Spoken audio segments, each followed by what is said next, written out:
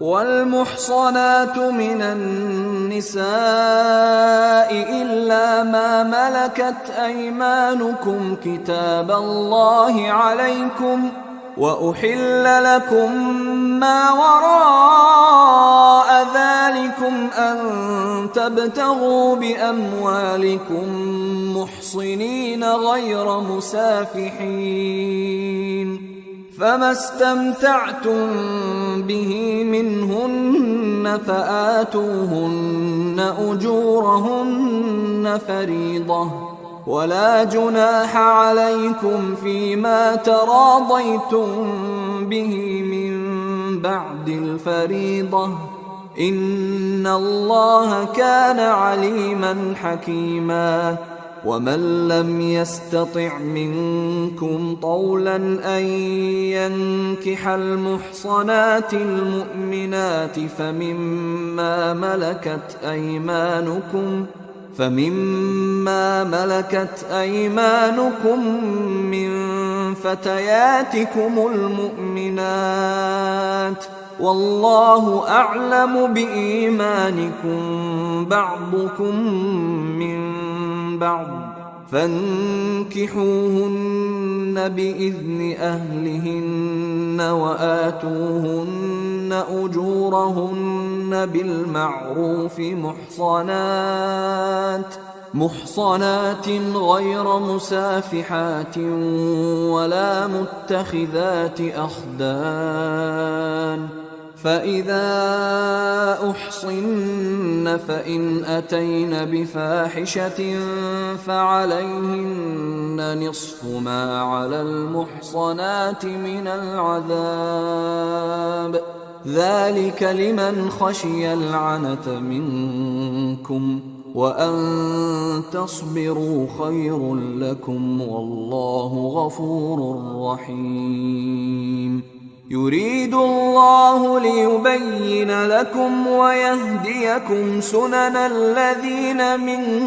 قبلكم ويتوب عليكم، والله عليم حكيم. والله يريد أن يتوب عليكم ويريد الذين يتبعون الشهوات أن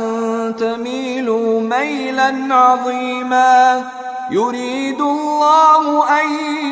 يخفف عنكم وخلق الإنسان ضعيفا. يا أيها الذين آمنوا لا تأكلوا أموالكم بينكم بالباطل إلا أن تكون تجارة عن تراض منكم، ولا تقتلوا أنفسكم، إن الله كان بكم رحيما. ومن يفعل ذلك عدوانا وظلما فسوف نصليه نارا، وكان ذلك على الله يسيرا. إن تجتنبوا كبائر ما تنهون عنه نكفر عنكم سيئاتكم وندخلكم مدخلا كريما. ولا تتمنوا ما فضل الله به بعضكم على بعض، للرجال نصيب مما اكتسبوا وللنساء نصيب مما اكتسبن، واسألوا الله من فضله، إن الله كان بكل شيء عليما. ولكل جعلنا موالي مما ترك الوالدان والأقربون والذين عقدت أيمانكم فآتوهم نصيبهم، إن الله كان على كل شيء شهيدا. الرجال قوامون على النساء بما فضل الله بعضهم على بعض وبما أنفقوا من أموالهم فالصالحات قانتات حافظات للغيب بما حفظ الله واللاتي تخافون نشوزهن فعظوهن واهجروهن في المضاجع واضربوهن فإن أطعنكم فلا تبغوا عليهن سبيلا إن الله كان عليا كبيرا وإن خفتم شقاق بينهما فابعثوا حكما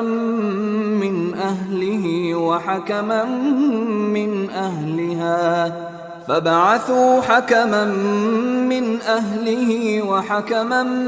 من أهلها إن يريدا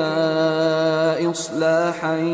يوفق الله بينهما إن الله كان عليما خبيرا واعبدوا الله ولا تشركوا به شيئا وبالوالدين إحسانا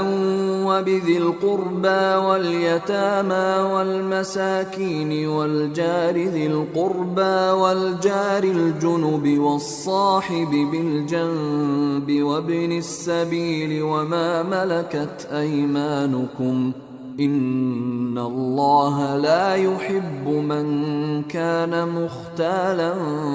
فخورا الذين يبخلون ويأمرون الناس بالبخل ويكتمون ما آتاهم الله من فضله وأعتدنا للكافرين عذابا مهينا والذين ينفقون أموالهم رئاء الناس ولا يؤمنون بالله ولا باليوم الآخر ومن يكن الشيطان له قرينا فساء قرينا وماذا عليهم لو آمنوا بالله واليوم الآخر وأنفقوا مما رزقهم الله وكان الله بهم عليما إن الله لا يظلم مثقال ذرة وإن تك حسنة يضاعفها ويؤت من لدنه أجرا عظيما فكيف إذا جئنا من كل أمة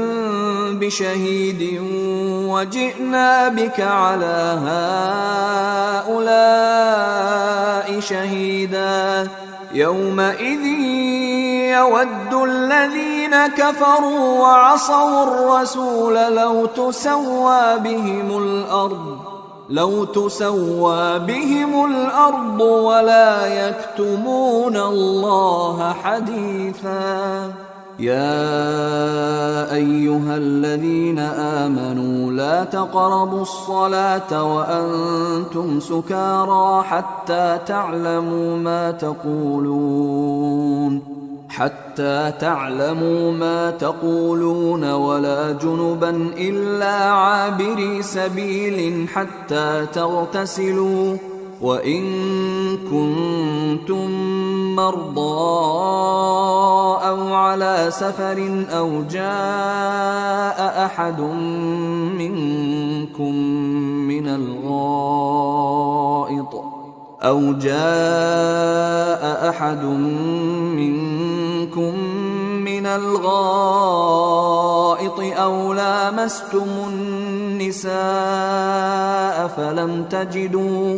أو لامستم النساء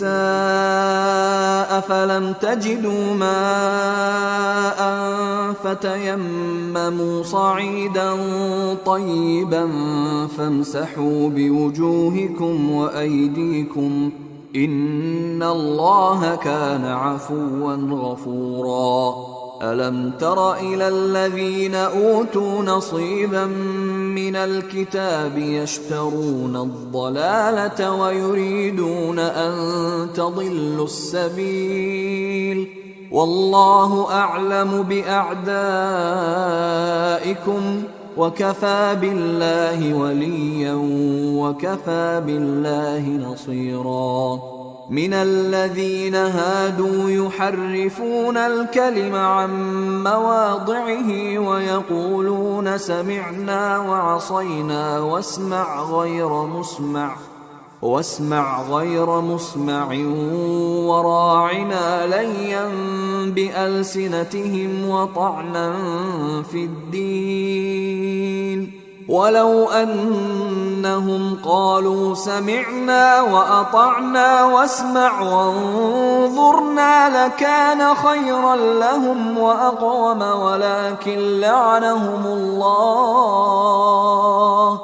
ولكن لعنهم الله بكفرهم فلا يؤمنون إلا قليلا يا أيها الذين أوتوا الكتاب آمنوا بما نزلنا مصدقا لما معكم من قبل أن نطمس وجوها فنردها على أدبارها أو نلعنهم كما لعنا أصحاب السبت وكان أمر الله مفعولا إن الله لا يغفر أن يشرك به ويغفر ما دون ذلك لمن يشاء ومن يشرك بالله فقد افترى إثما عظيما ألم تر إلى الذين يزكون أنفسهم بل الله يزكي من يشاء ولا يظلمون فتيلا انظر كيف يفترون على الله الكذب وكفى به إثما مبينا ألم تر إلى الذين أوتوا نصيبا من الكتاب يؤمنون بالجبت والطاغوت ويقولون للذين كفروا هؤلاء أهدى من الذين آمنوا سبيلا أولئك الذين لعنهم الله ومن يلعن الله فلن تجد له نصيرا أم لهم نصيب من الملك فإذا لا يؤتون الناس نقيرا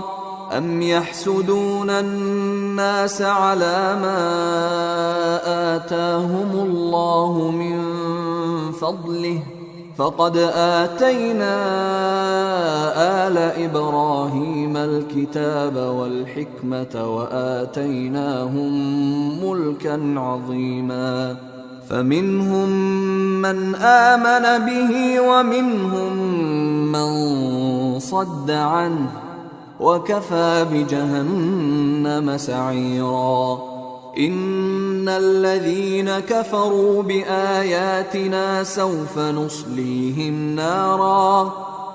نصليهم نارا كلما نضجت جلودهم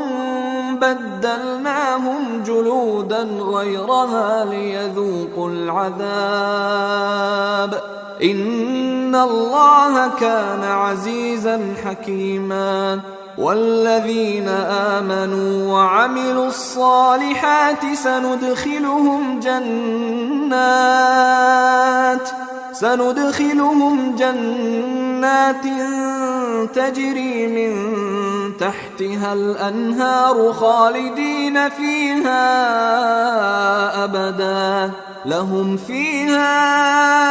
أزواج مطهرة وندخلهم ظلا ظليلا إن الله يأمركم أن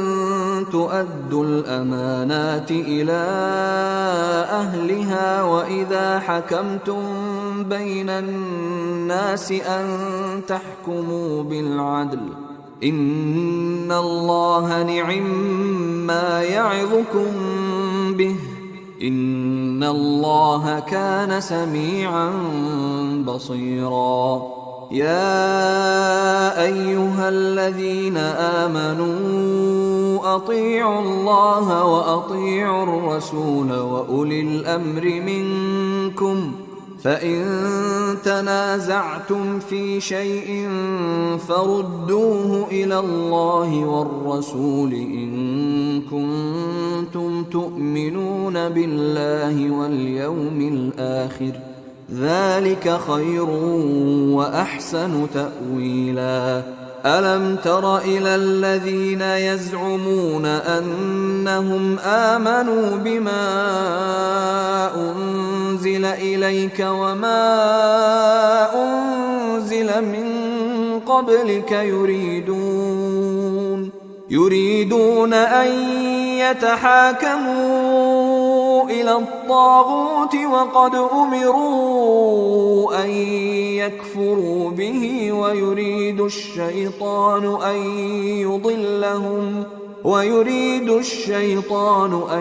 يضلهم ضلالا بعيدا وإذا قيل لهم تعالوا إلى ما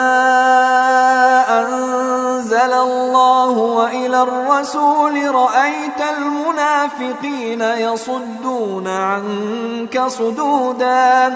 فكيف إذا أصابتهم مصيبة بما قدمت أيديهم ثم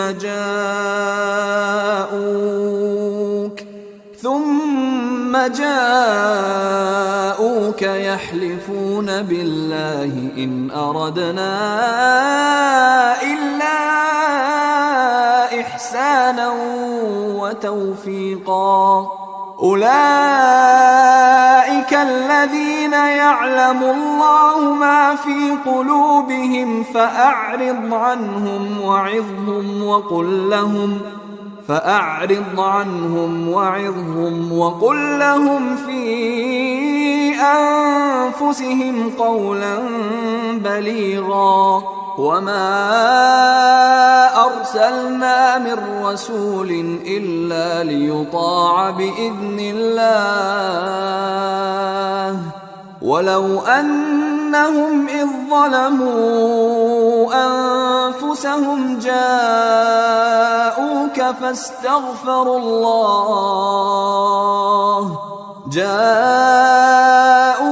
فاستغفروا الله واستغفر لهم الرسول لوجدوا الله توابا رحيما فلا وربك لا يؤمنون حتى يحكموك فيما شجر بينهم ثم لا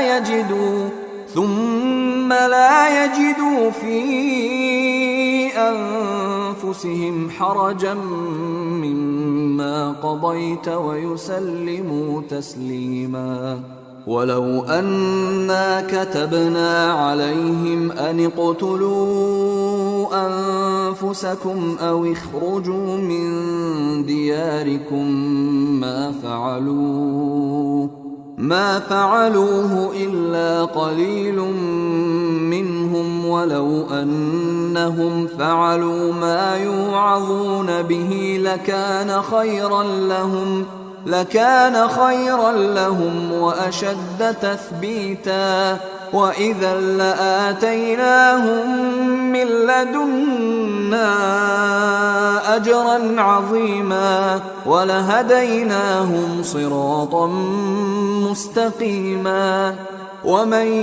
يطع الله والرسول فأولئك مع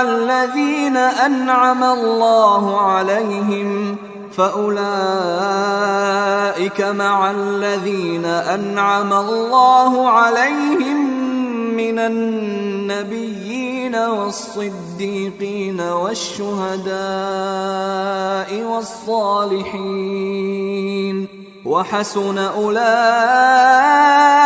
رفيقا ذلك الفضل من الله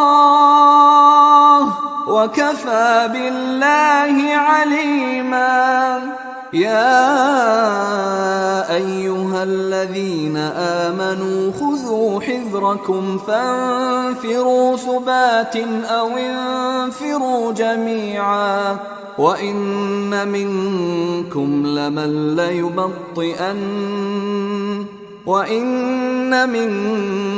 لمن ليبطئن فإن أصابتكم مصيبة قال قد أنعم الله علي إذ لم أكن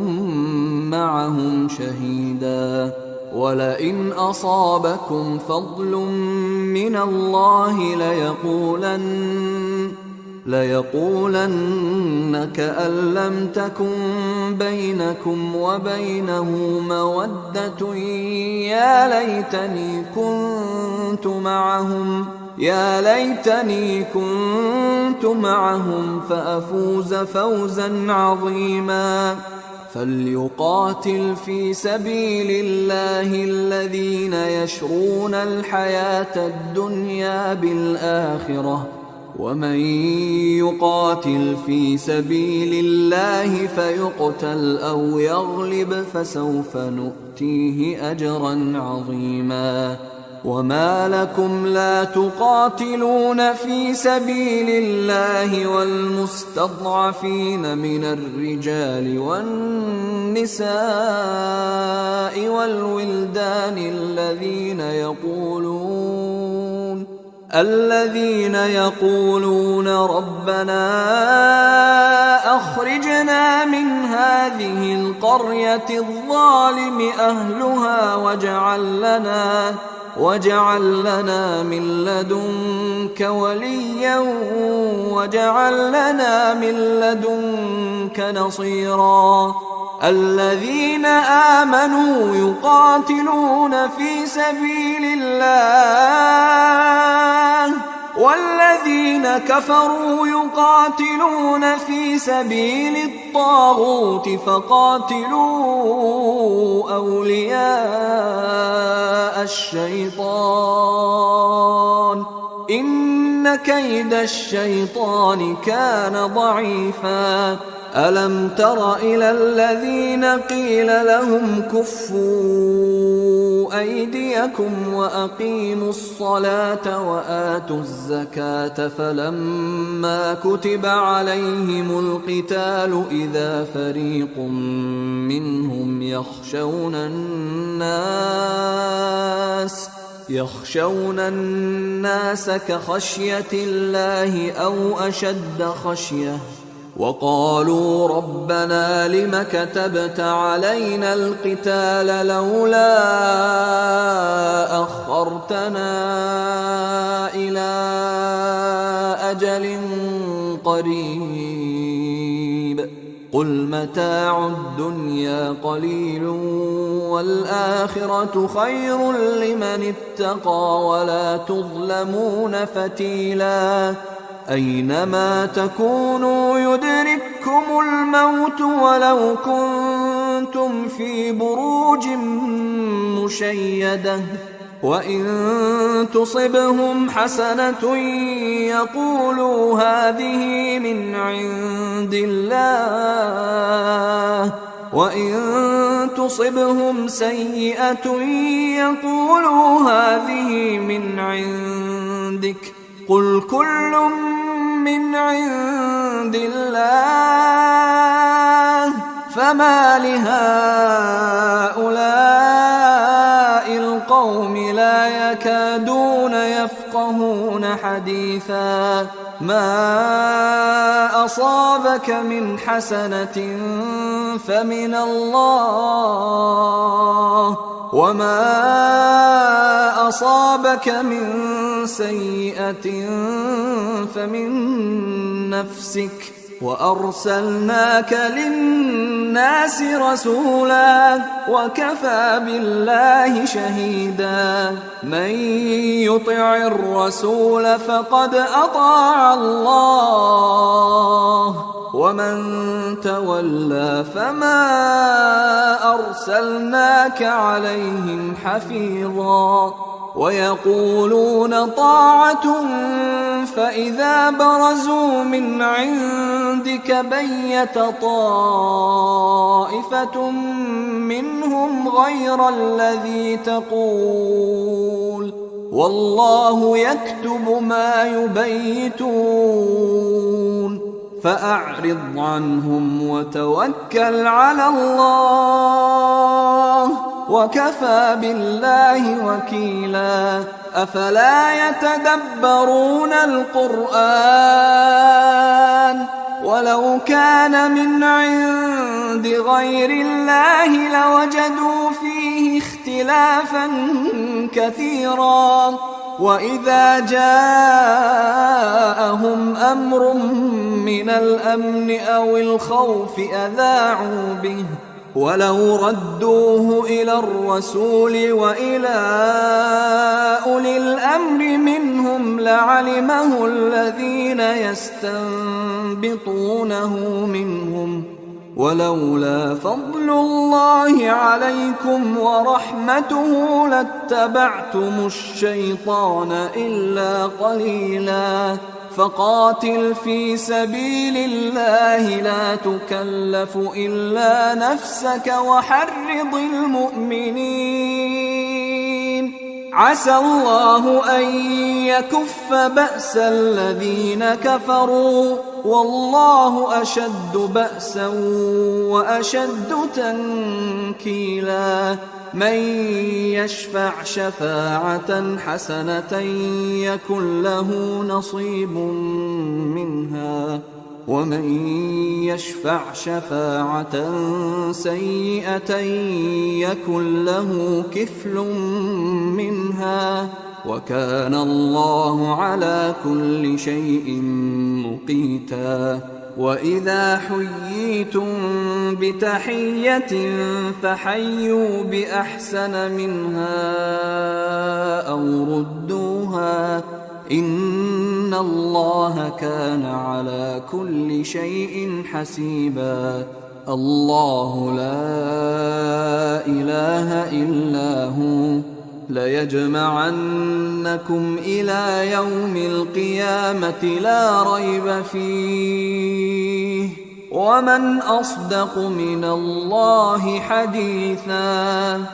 فما لكم في المنافقين فئتين والله أركسهم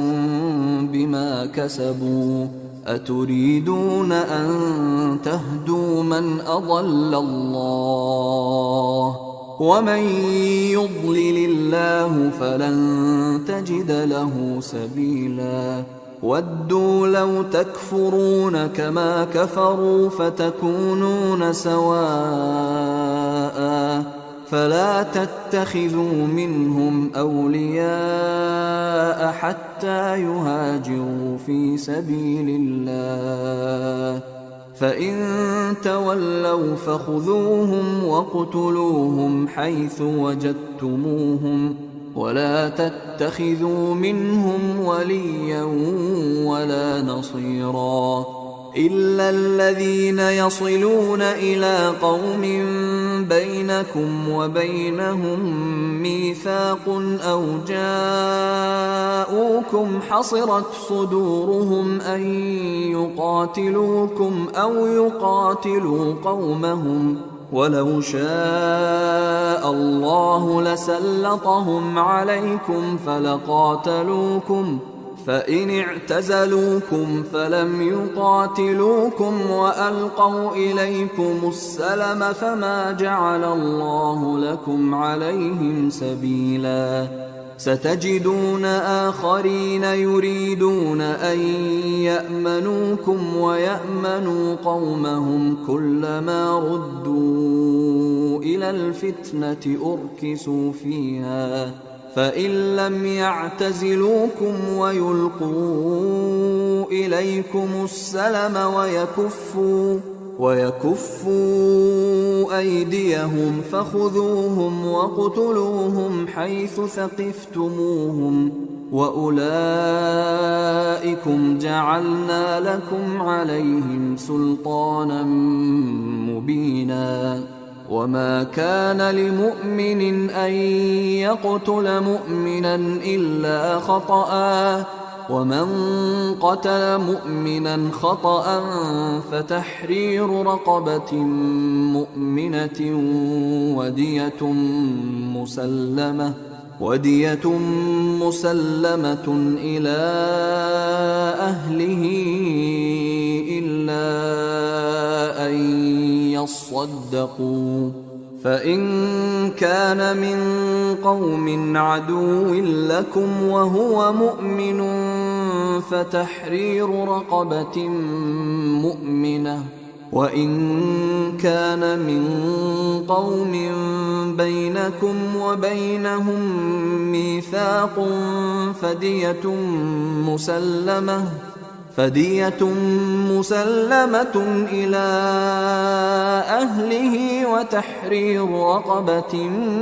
مؤمنة فمن لم يجد فصيام شهرين متتابعين توبة من الله وكان الله عليما حكيما ومن يقتل مؤمنا متعمدا فجزاؤه جهنم خالدا فيها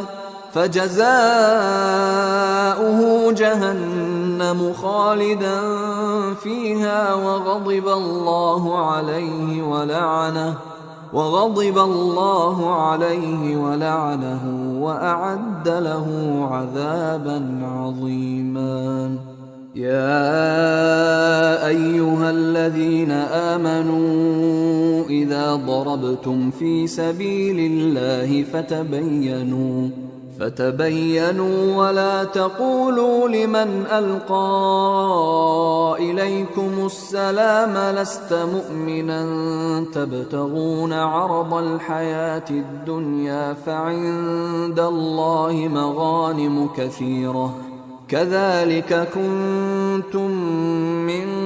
قبل فمن الله عليكم فتبينوا إن الله كان بما تعملون خبيرا لا يستوي القاعدون من المؤمنين غير أولي الضرر والمجاهدون في سبيل الله بأموالهم وأنفسهم فضل الله المجاهدين بأموالهم وأنفسهم على القاعدين درجة وكلا وعد الله الحسنى وفضل الله المجاهدين على القاعدين أجرا عظيما درجات منه ومغفرة ورحمة وكان الله غفورا رحيما إن الذين توفاهم الملائكة ظالمي أنفسهم قالوا فيم كنتم قالوا كنا مستضعفين في الأرض قالوا ألم تكن أرض الله واسعة فتهاجروا فيها فأولئك مأواهم جهنم وساءت مصيرا إلا المستضعفين من الرجال والنساء والولدان لا يستطيعون حيلة ولا يهتدون سبيلا فأولئك عسى الله أن يعفو عنهم وكان الله عفوا غفورا ومن يهاجر في سبيل الله يجد في الأرض مراغما كثيرا وسعة ومن يخرج من بيته مهاجرا إلى الله ورسوله ثم يدركه الموت فقد وقع أجره على الله وكان الله غفورا رحيما. وإذا ضربتم في الأرض فليس عليكم جناح أن تقصروا من الصلاة إن خفتم أن يفتنكم الذين كفروا إن الكافرين كانوا لكم عدوا مبينا. وإذا كنت فيهم فأقمت لهم الصلاة فلتقم طائفة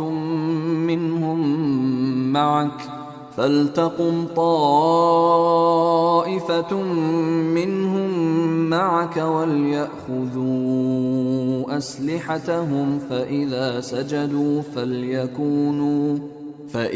سجدوا فليكونوا من ورائكم ولتأت طائفة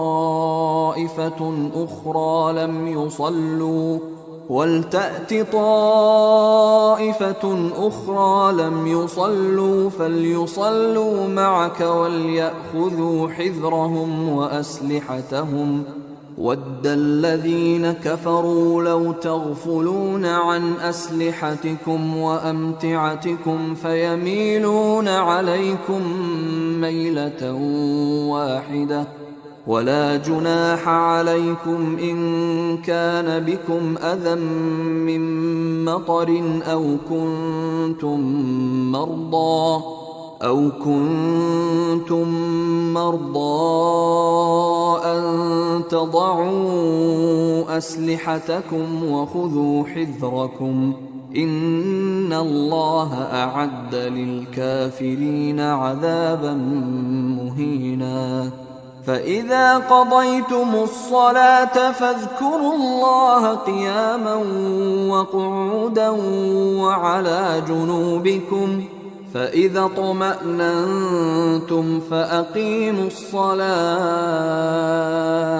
إن الصلاة كانت على المؤمنين كتابا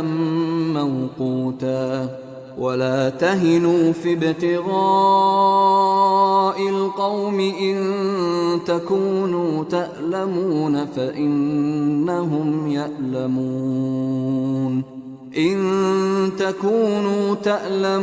فإنهم يألمون كما تألمون وترجون من الله ما لا يرجون وكان الله عليما حكيما. إنا أنزلنا إليك الكتاب بالحق لتحكم بين الناس بما أراك الله ولا تكن للخائنين خصيما واستغفر الله إن الله كان غفورا رحيما. ولا تجادل عن الذين يختانون أنفسهم إن الله لا يحب من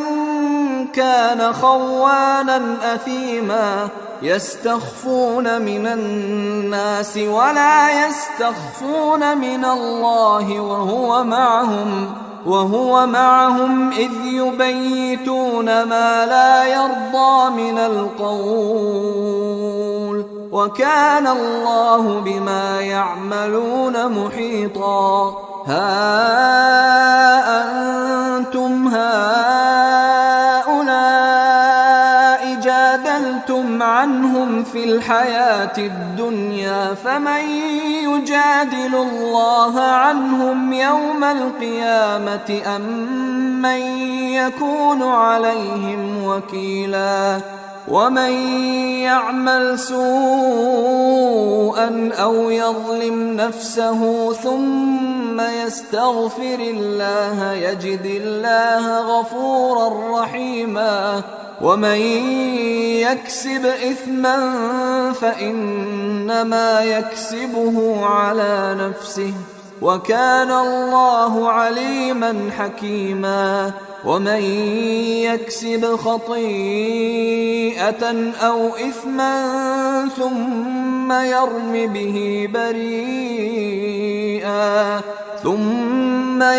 به بريئا فقد احتمل بهتانا وإثما مبينا ولولا فضل الله عليك ورحمته لهم طائفة منهم أن يضلوك وما يضلون إلا أنفسهم وما يضرونك من شيء وأنزل الله عليك الكتاب والحكمة وعلمك ما لم تكن تعلم وكان فضل الله عليك عظيما لا خير في كثير من نجواهم إلا من أمر بصدقة أو معروف أو إصلاح بين الناس ومن يفعل ذلك ابتغاء مرضات الله فسوف نؤتيه أجرا عظيما ومن يشاقق الرسول من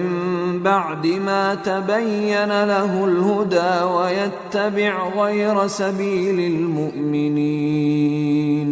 ويتبع غير سبيل المؤمنين نوله ما تولى ونصله جهنم وساءت مصيرا إن الله لا يغفر أن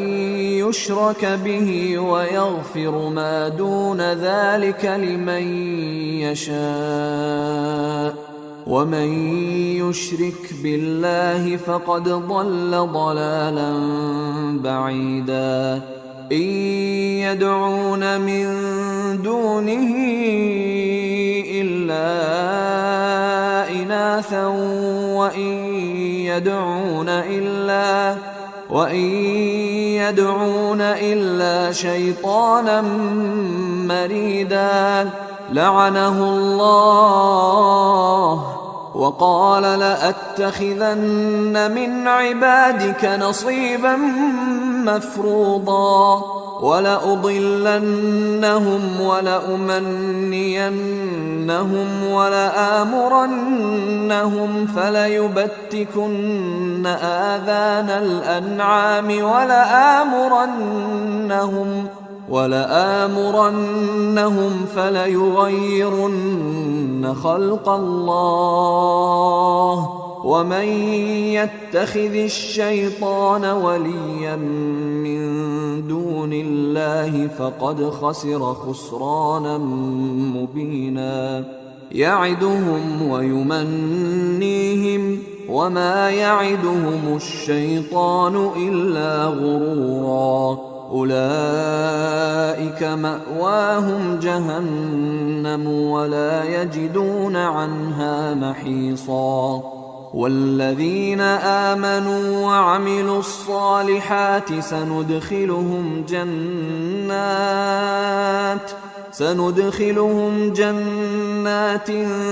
تجري من تحتها الأنهار خالدين فيها أبدا وعد الله حقا ومن أصدق من الله قيلا ليس بأمانيكم ولا أماني أهل الكتاب من يعمل سوءا يجز به ولا يجد له من دون الله وليا ولا نصيرا ومن يعمل من الصالحات من ذكر أو أنثى وهو مؤمن فأولئك يدخلون الجنة ولا يظلمون نقيرا. ومن أحسن دينا ممن أسلم وجهه لله وهو محسن واتبع ملة إبراهيم حنيفا واتخذ الله إبراهيم خليلا. ولله ما في السماوات وما في الأرض وكان الله بكل شيء محيطا. ويستفتونك في النساء قل الله يفتيكم فيهن وما يتلى عليكم في الكتاب في يتامى النساء اللاتي لا تؤتونهن ما كتب لهن وترغبون أن تنكحوهن والمستضعفين من الولدان وأن تقوموا لليتامى بالقسط وما تفعلوا من خير فإن الله كان به عليما. وإن امرأة خافت من بعلها نشوزا أو إعراضا فلا جناح عليهما أن يصلحا بينهما صلحا والصلح خير. وأحضرت الأنفس الشح وإن تحسنوا وتتقوا فإن الله كان بما تعملون خبيرا. ولن تستطيعوا أن تعدلوا بين النساء ولو حرصتم فلا تميلوا كل الميل فتذروها كالمعلقة. وإن تصلحوا وتتقوا فإن الله كان غفورا رحيما. وإن يتفرقا يغن الله كلا من سعته وكان الله واسعا حكيما. ولله ما في السماوات وما في الأرض ولقد وصينا الذين أوتوا الكتاب من قبلكم وإياكم أن اتقوا الله. وإن تكفروا فإن لله ما في السماوات وما في الأرض وكان الله غنيا حميدا. ولله ما في السماوات وما في الأرض وكفى بالله وكيلا. إن يشأ يذهبكم أيها الناس ويأت بآخرين وكان الله على ذلك قديرا. من كان يريد ثواب الدنيا فعند الله ثواب الدنيا والآخرة وكان الله سميعا بصيرا. يا أيها الذين آمنوا كونوا قوامين بالقسط شهداء لله ولو على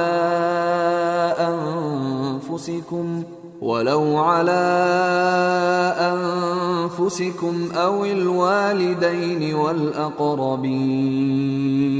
إن يكن غنيا أو فقيرا فالله أولى بهما فلا تتبعوا الهوى أن تعدلوا وإن تلووا أو تعرضوا فإن الله كان بما تعملون خبيرا. يا أيها الذين آمنوا بالله ورسوله والكتاب الذي نزل على رسوله والكتاب الذي أنزل من قبل، ومن يكفر بالله وملائكته وكتبه ورسله واليوم الآخر فقد ضل ضلالا بعيدا. إن الذين